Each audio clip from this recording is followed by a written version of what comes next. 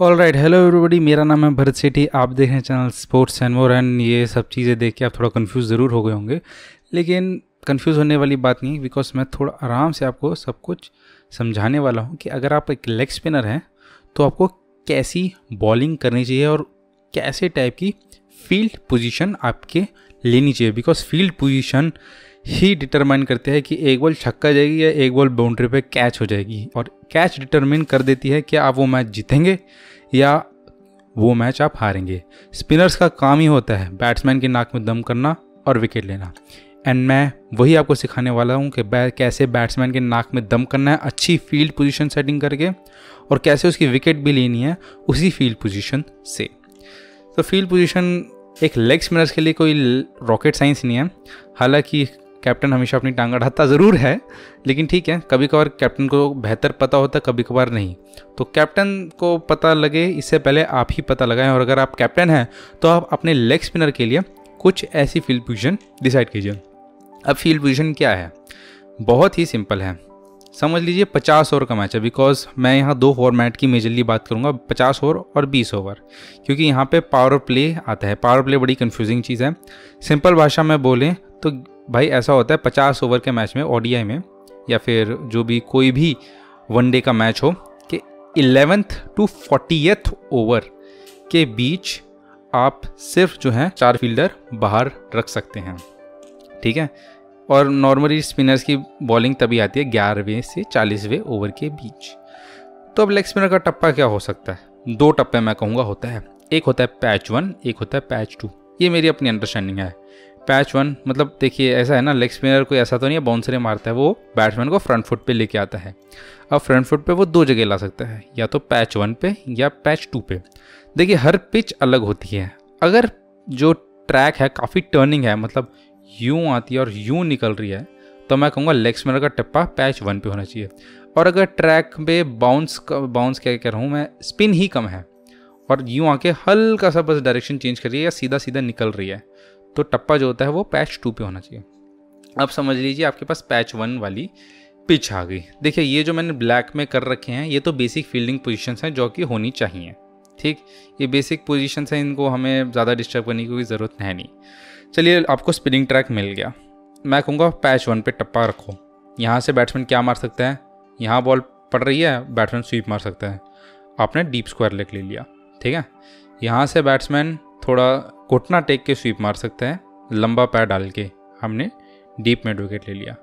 यहाँ पे बॉल पड़ रही है और बैट्समैन क्या कर सकता है, आड़ा मार सकता है। हमने कंट्री या इसे स्वीपर भी बोलते हैं, स्वीपर हमने ले लिया है। या बैट्समैन बॉलर के ऊपर से मारने की कोशिश कर सकता है, लेकिन ऑफकोर्स पैच 1 पे टप्पा है तो ज़्यादा से ज़्यादा बॉल ऐसे जाएगी। हमने लॉन्ग ऑन ले लिया। अब बैट्समैन कहाँ मारेगा, सही बात। अब यहाँ पे हम समझ लेते हैं कि स्पिन थोड़ा कम है, तो हमने पैच 2 पे रखना टप्पा चालू किया, जो कि विकेटों के सामने आ रहा है। बैट्समैन क्या कर सकता है, सेम वही बॉलर के सर के ऊपर से इधर से छक्का मार सकता है। वो मेरी पेंसिल टूट गई चलिए कोई नहीं। समझ लीजिए पैच 2 पे टप्पा है तो बैट्समैन बॉलर के इधर सामने पैर निकाल के इधर छक्का मार सकता है। उसके लिए हमने लॉन्ग ऑन ले रखा है।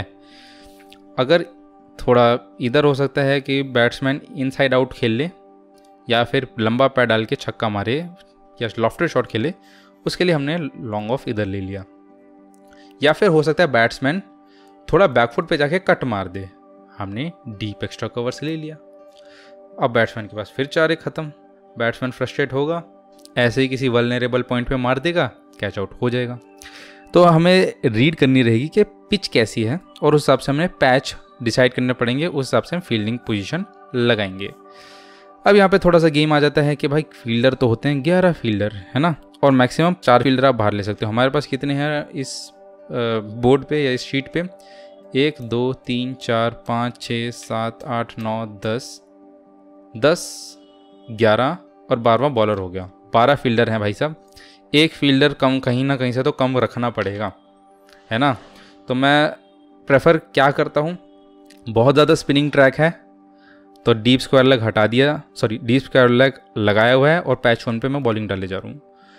अगर मैं सोचता हूँ कि ठीक है स्पिन ज़्यादा नहीं है, तो डीप स्क्वायर को हटा दिया, पैच 2 पे बॉलिंग रखी और डीप एक्स्ट्रा कवर्स डाल दिया। ये तो हो गई चलिए 50 ओवर की बात। अब 20 ओवर की बात करते हैं। ओए होए होए, 20 ओवर में तो यार बैट्समैन के तेवर ही बदल गए हैं। ये बैट्समैन क्या बन गए ऑल्दो ड्राइंग को थोड़ा सा नज़रअंदाज कीजिएगा एंड जो मैं इन्फॉर्मेशन दे रहा हूँ उस पर देखिएगा। अब 20 ओवर का मैच हो गया second power play. Second power play बोले तो आपके मैक्सिमम 5 फील्डर बाहर रह सकते हैं और 7th to 20th ओवर में ही एक स्पिनर की बॉलिंग आती है, 7वें से 20वें ओवर के बीच में। 20वें ओवर में भी मैं कहूँगा 17-18 से पहले उसे ख़त्म कर देते हैं, पर जो भी है। अब हमारी 20 ओवर के उसमें बॉलिंग आ गई, एक लेग स्पिनर को बॉल डालनी है। अब फील्ड पोजीशन क्या होनी चाहिए? मैं कहूँगा यहाँ पे आप पैच 1 तो भूल ही जाओ। क्यों? क्योंकि पैच 1 काफ़ी ज़्यादा डेंजरस रहता है। बैट्समैन हिटिंग के मूड में वो आड़ा मारेगा ही मारेगा, चाहे आउट हो जाए छक्का मारने की कोशिश करेगा ही करेगा।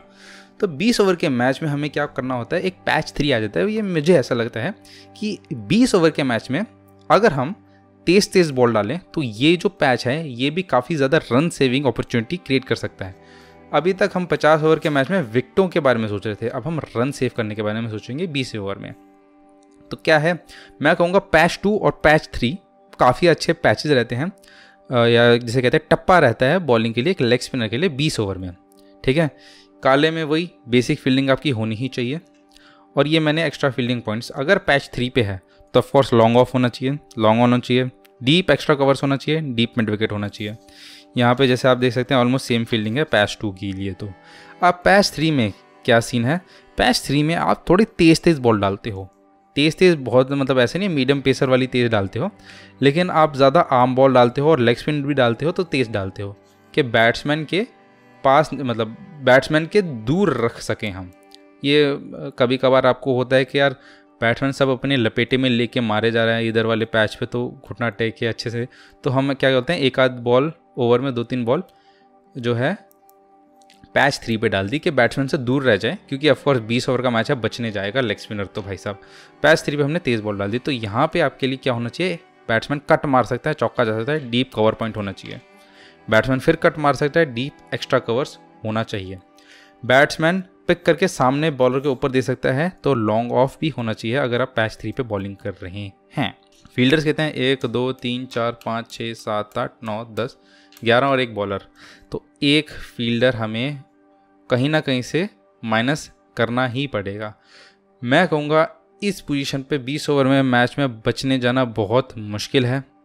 इधर हालांकि मैं 20 ओवर के मैच में कुछ लोग कहेंगे कि डीप स्वीपर यानी कि कंट्री होना चाहिए, मुझे लगता है बिल्कुल होना चाहिए, लेकिन 20 ओवर के मैच में मैं हमेशा बोलूँगा कि अगर आपकी स्पीड मतलब अगर आप पैच 3 पे डाल सकते हैं टप्पे से थोड़ी तेज़ तो डालने की कोशिश कीजिए, और पैच 2-3 पे भी अगर डालें तो तेज़। मैं बहुत इसमें वीक पॉइंट है, मैं जो है लेग स्पिन तेज़ नहीं फेंक पाता हूँ, मोस्ट ऑफ द टाइम तेज़ फेंकता हूँ तो छोटी पड़ जाती है, उस पर हुक पड़ेगा छक्का, वाइड पड़ जाती है, वाइड का पंजा भी आ जाता है कभी कभारी।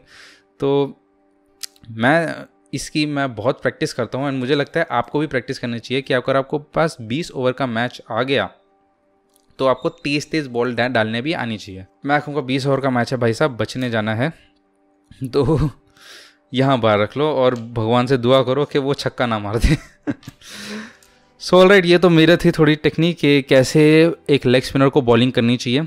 हालांकि मैं बस ये बताना चाहूँगा 20 ओवर में भाई साहब जितना हो सके आप बैट्समैन की मार से बचने जाएं, एंड 50 ओवर के मैच में जितना हो सके आप बैट्समैन की विकेट लेने जाएं। एंड फील्ड पोजीशन आपको थोड़ा बहुत सिचुएशन के हिसाब से भी चेंज करनी पड़ सकती है, लेकिन होपफुली आपको ये वीडियो देख के एंड समझ आएगा कि कौन सी फील्ड पोजीशन किस टाइम आप अपना सकते हैं। चलिए तब तक के लिए क्रिकेट खेलते रहिए एंड अपना ध्यान रखिए, एंड लेग स्पिनर्स प्रैक्टिस करते रहिए, तेज़ फेंकने की भी, ढीली फेंकने की भी, 50 ओवर के लिए भी, 20 ओवर के लिए भी। Okay bye.